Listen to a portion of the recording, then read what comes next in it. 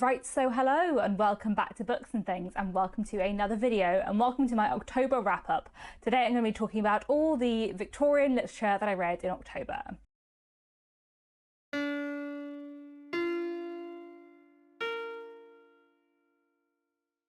So, if you don't know, October on BookTube, for me and for many others, is Victober, or Victorian October, which is a readathon all about reading Victorian literature. I'll leave some more information about it down below. And this year was the 10th Victober. It's been going for ages, so that was very exciting, and we had lots of hosts and lots of challenges, and it was generally just a very fun Victober. I did not get nearly as much read as I wanted to. I didn't get through like the vast majority of my Victober TBR just because work was really busy in October and I had barely any time to read. To be honest, I'm quite impressed by how much I did manage to read considering how little time I had. I mean, quite a few things that I read were very short, and I read a lot of poetry in Victober, which was really nice actually, because I do quite like Victorian poetry. But yes, I didn't get through as much as I wanted to, but that's fine. And I did indeed manage to tick off all the challenges, though I did have to use some very short things and some poems, etc. for some of them.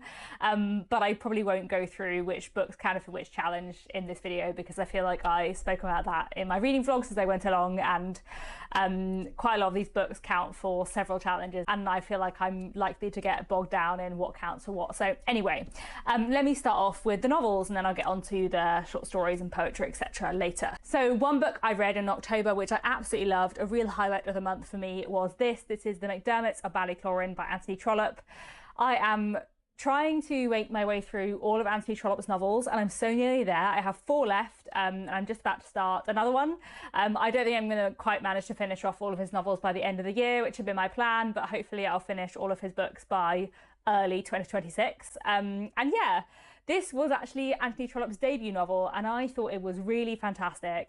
So this is a book from the 1840s, and it's set in the 1830s in Ireland, and it looks at 2 people, a brother and sister, who are from the middle classes. They are landowners, but none of their tenants can really afford to pay them any rent, so they don't really have any money either, and both of them are sort of in danger of falling into bad circumstances in quite different ways, and we're looking at these 2 siblings increasingly being drawn into these dangerous circumstances and the efforts of their local priest, Father John, to help them. I thought this book was fantastic, just a really powerful, gripping novel with a lot of fascinating social criticism. As I said, this book is set in the 1830s in Ireland, but it was published during the 1840s during the Irish famine, and Anthony Trollope writes a lot in this book about the extreme poverty that many were in Ireland, and especially how that was exacerbated by the prejudices of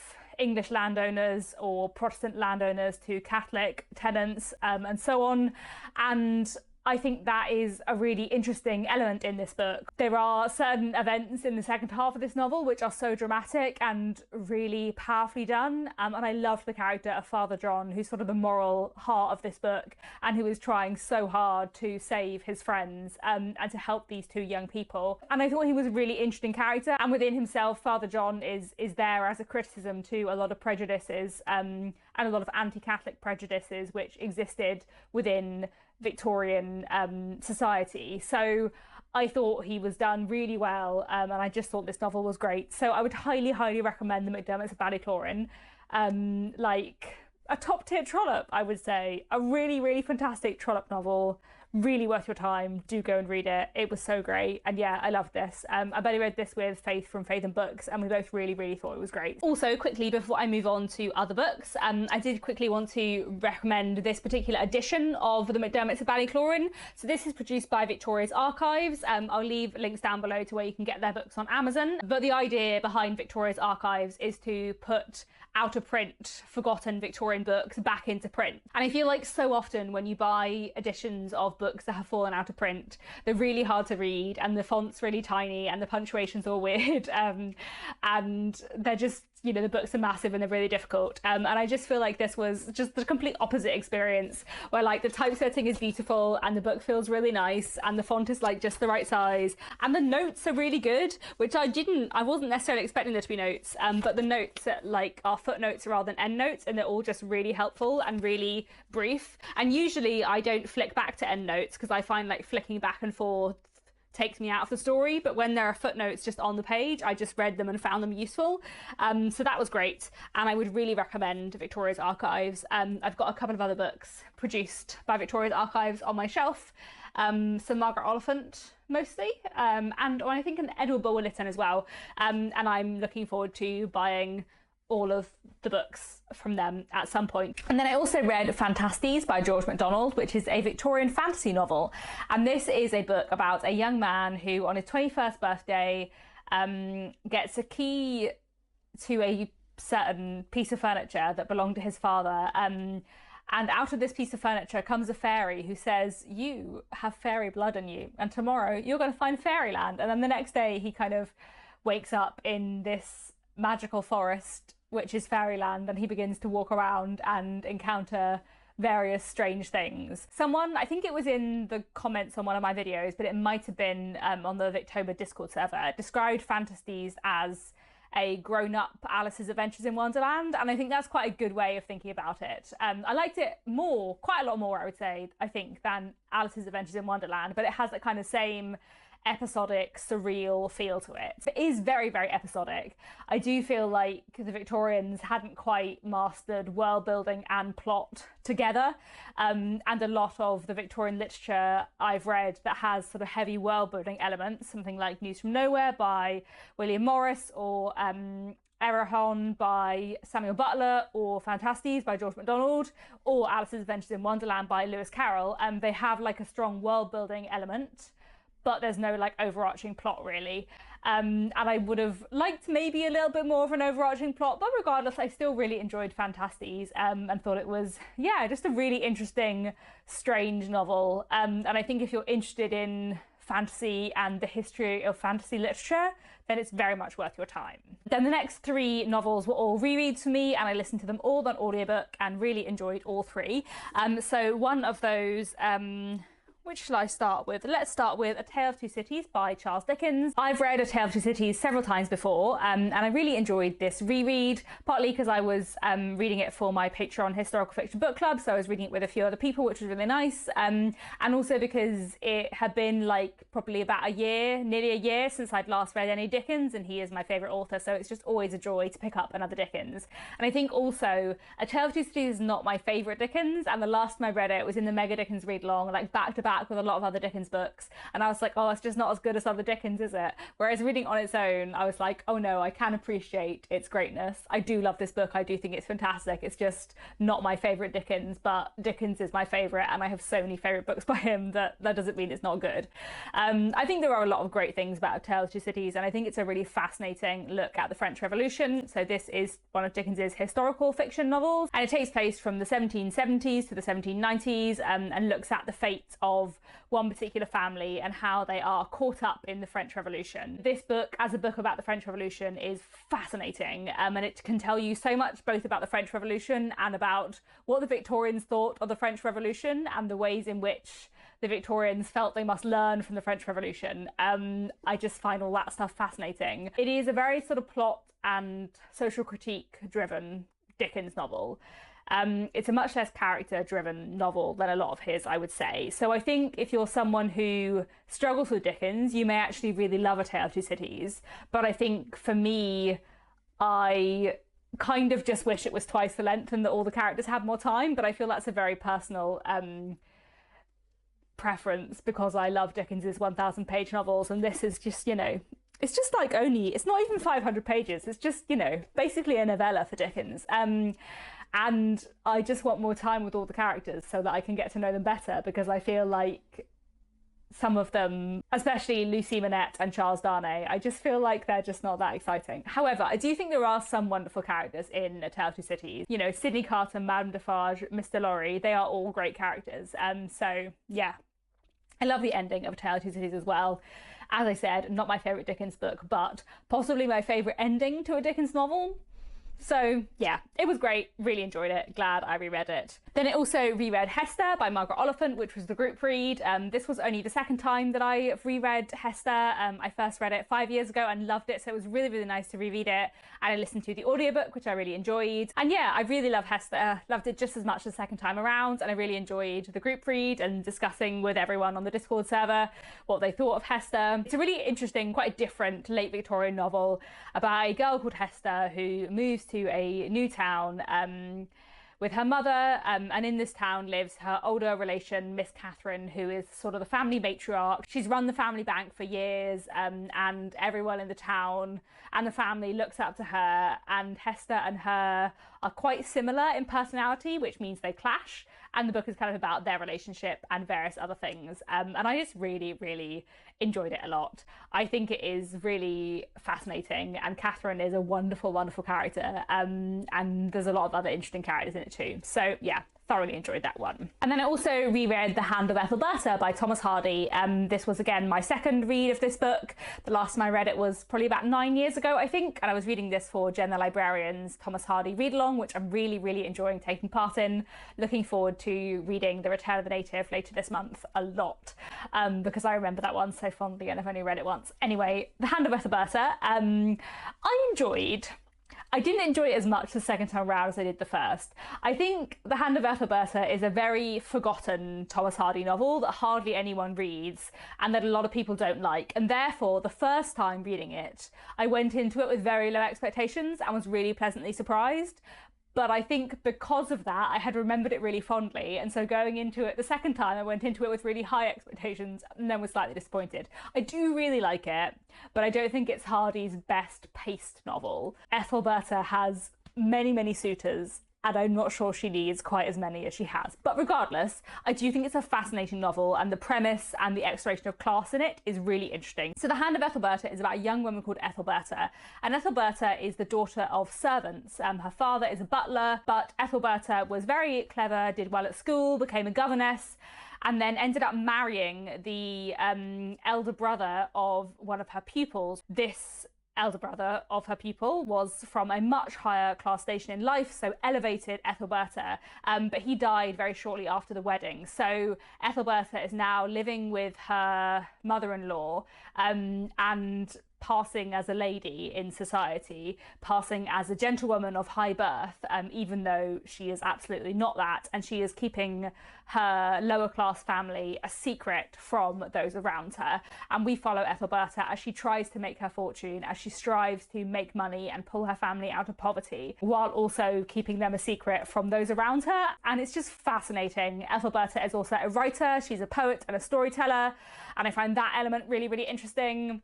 So although I don't think it's Hardy's best executed novel, perhaps, I do think it's fascinating, and I do really like the characterization and the themes. So I would recommend The Hand of Ethelberta. I don't think it's one of his masterpieces, but I do really like it, and it was really fun to reread. So those are the novels that I read in Victober, and then I also read a couple of short stories or short story collections. So one thing I read was The Great God Pan and Other Stories by Arthur Machen, which I really, really enjoyed. So this is a collection of 3 horror stories. So The Great God Pan is a novella, probably, I would say, and then there are 2 short stories in here, The Shining Pyramid and The White People.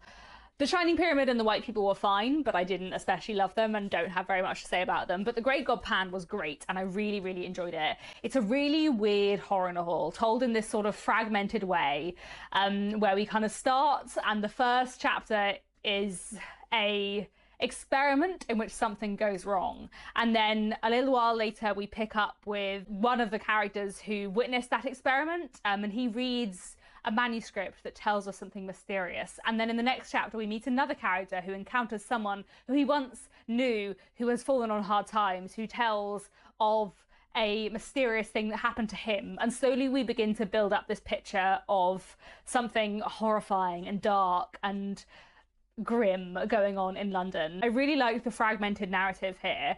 And I also really enjoyed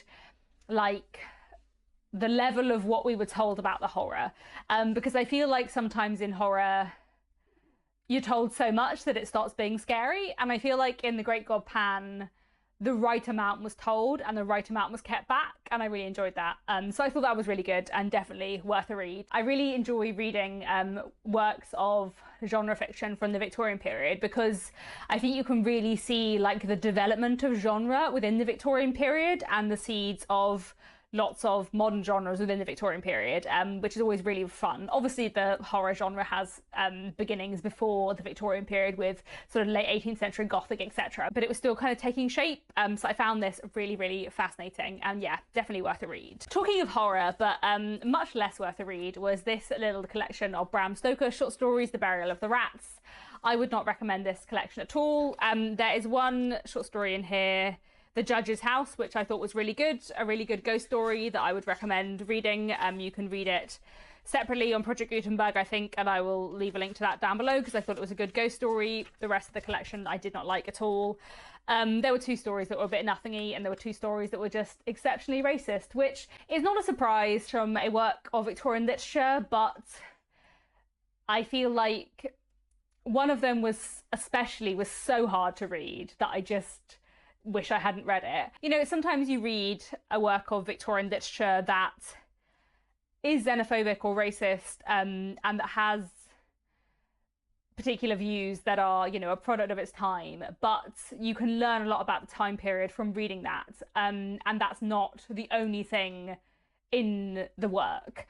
Whereas I feel like these short stories, that's the only thing there. Like, I didn't find anything of interest in them. So yeah, wouldn't recommend this collection, but The Judge's House was the one story in this collection that I would recommend, and I will leave it linked down below. I picked this up in Victober partly to like give Bram Stoker another try, because it's been a very long time since I read Dracula as a teenager, and I hated Dracula so much. Hated it with a passion when I was 17. Dracula is the book that made me a feminist because the presentation of women in it made me so angry, and I was so angry at the sexism within it that I started thinking about gender in a way I just never had before. So, you know, thank you, Dracula, but also I hate it. I wanted to give Bram Stoker another try because I have often thought to myself that my dislike of Dracula is very rooted in, like, being a 17-year-old. Like, I think if I read Dracula now, I'd be like, this is fascinating and tells me so much about Victorian gender politics rather than just being angry. So I was like, I'll give Bram Stoker another try, and if I like this, then I'll reread Dracula and I'll try some more books by him. But I didn't like these at all, and they kind of confirmed me in my opinion that Bram Stoker is a horror writer whose horror is very rooted in fear of people who aren't like him, which is not really something I'm interested in reading. So, you know, maybe one day I will give Dracula another try, but I think I probably won't. I think, you know, it's fine. I don't need to like Bram Stoker. There are so many other Victorian authors I do love. Talking of Victorian authors I do love, I dipped into this collection of Gothic short stories from J. Sheridan Le Fanu. I only read one. I didn't have time to read more from this collection. I read the first story, which is The Fortunes of Sir Robert Ardagh, which is a weird short story which tells the story of a man's death in mysterious circumstances in two very different ways. The idea being that it's a myth with sort of different tellings of it, but you never really know which one is true. So I found that really interesting, but slightly odd. I'm looking forward to reading more from this collection, and hopefully I'll finish it off later in the year. But I thought I would mention this with the short stories because I did read this in Victober and did really enjoy it. Then I also read a late Victorian play, Alan's Wife by Elizabeth Robbins and Florence Bell, which I didn't enjoy very much either. This again is like very much a product of its time and quite a disturbing thing to read if you're not prepared for what it's dealing with. I will leave some content warnings down in the description because I feel like that might be helpful for something like Alan's Wife. I found it historically interesting but very upsetting, and I wouldn't really recommend it. I think there's a lot of other Victorian plays out there that are more worth your time. Anyway, let's move on. I read quite a bit of poetry in Victober, which I really, really enjoyed.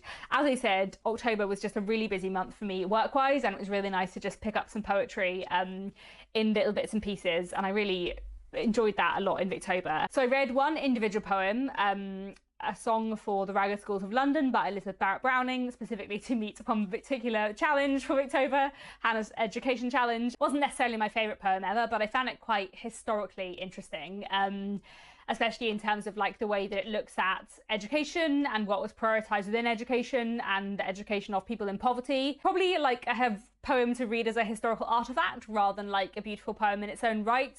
Elizabeth Barrett Browning wrote it for a charity gala dinner, so I don't think it's one of her like most lyrical, beautiful poems, but I did find it quite interesting.